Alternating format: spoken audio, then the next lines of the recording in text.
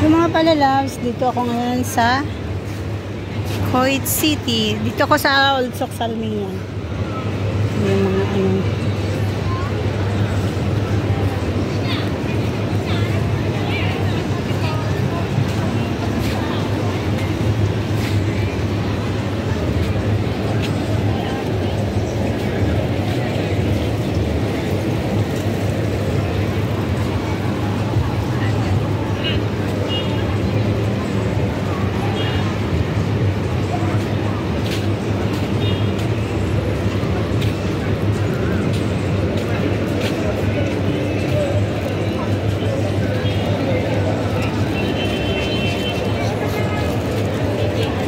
Hello mga palalabs, andito ako ngayon sa city ng Kuwait. Wala pa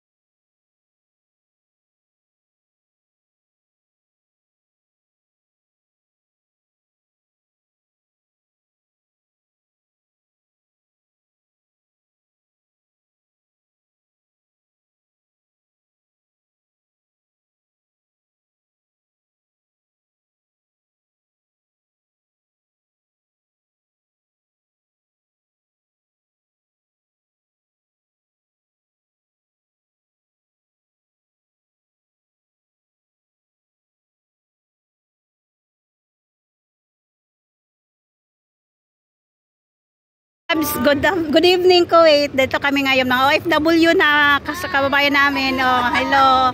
Yan, mga kababayan natin ngayon. Taga Mindanao. I love Mindanao. Diba? Ito Cebu. Cebu. Oh, diba sa inyo, no? Oh, diba yung kababayan natin kahit nandun kami sa bahay nagtatrabaho mga palalabs. Makalabas kami, enjoy lang. Diba? Mga palalabs, ito yung mga kababayan natin dito sa Kuwait. Yan sila. Taga Mindanao. Shout out Mindanao. Agusan del Sur, Cebu.